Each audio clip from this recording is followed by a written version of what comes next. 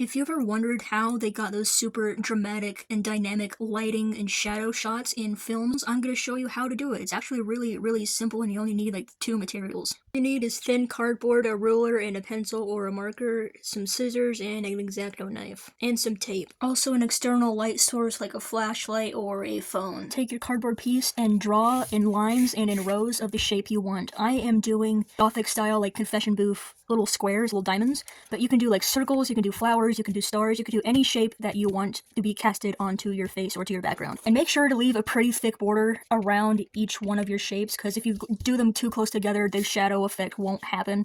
You need a very obvious block for the light to be blocked and to show light through the shapes that you want. Once you have your shapes all drawn out, you can cut them out carefully with a X-Acto knife. I recommend making a grid first, so all of your shapes that you draw out are evenly spaced. Do lines this way and then lines this way so you have an even grid. This part is very, very tedious depending on how big you're making it. I used a pretty big piece of cardboard, but you're going to cut out every single shape that you've done, and here I'm alternating between diamond shapes and then star shapes. So I will be back once I cut all of this out. I ended up only doing half because I want there to be a clear break from this shape and then this shape. I put a cross in the middle because I want to use this for my ghost videos and this makes sense. And you don't have to do really big, complex, repeating patterns across the entire thing. If you want a specific type of lighting that's just a slit or like a circle, you can do the same with another piece of cardboard. You can cut out a rectangle or a circle. Cut out notches on the edge of my board because I made it too big, and so it will fit better with my tripod here. You're gonna need a tripod stand so you can tape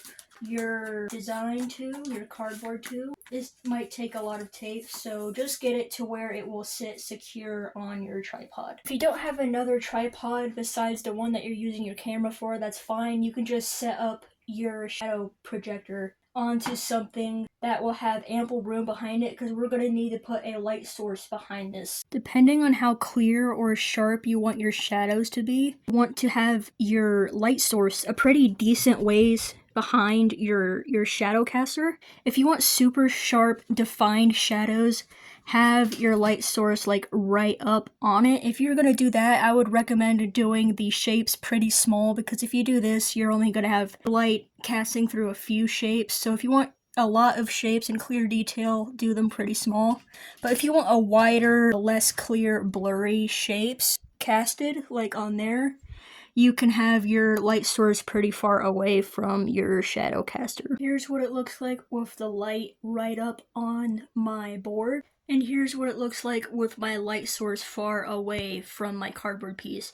I probably should have done my shapes smaller because I'm not really getting much detail unless I do this.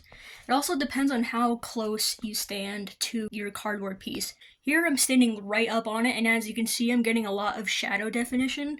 But if I stand away, the shadows are going to be more far apart. This can be used for really cool effects. So if you're doing like a cinematic shot with shadows, and you're going to do like a big reveal or something, or a cool transition, or just a cool detail in your shot, you can have your character in like the shadows, and then like they move, and then a certain piece of the shadow gets revealed as light on the background or the character. Here I'm just in the shadows, it looks like nothing, but if I raise my hand, you can see the cross being casted onto my hand. And here I'm using just a basic rectangle slit shadow I made. This can be used for really, really dramatic scenes, like focusing on a character's eyes or focusing on a character's mouth in darkness. And I think it's a really cool lighting shadow effect. It's used a lot in the 1920s and 30s horror movies. And here's the circle one. You can step back to have a wider area of your face covered with light, or you can be up super, super close and just have it on your eye. Recommend having a separate tripod for this to set up your shadow boxes, because you need a lot of room to move around if you're doing a film. And having this tripod makes it easy to move around your studio and to change out these if you need to change scenes, and it's easier to get the effect with having a separate tripod in the back with a light source, so you can change the distance of the light from your shadows. And of course you can get even more dramatic shots with having colored lighting to the side and then your normal white light shining through your shadow panel.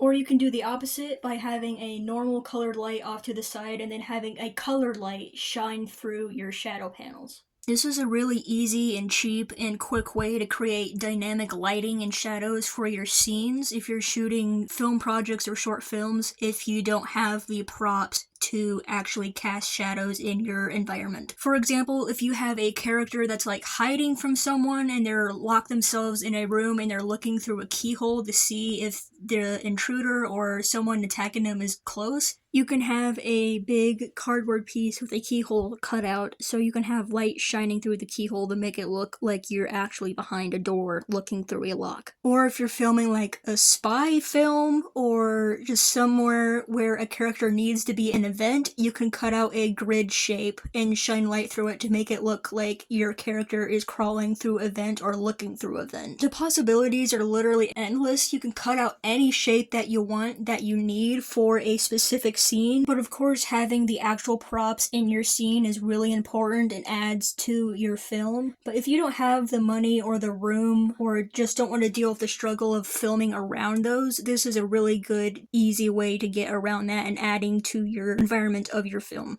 And if you don't have the materials to make the shadow panels, you can just use normal everyday objects that have unique shapes to them. Like food crates have those grid patterns in it.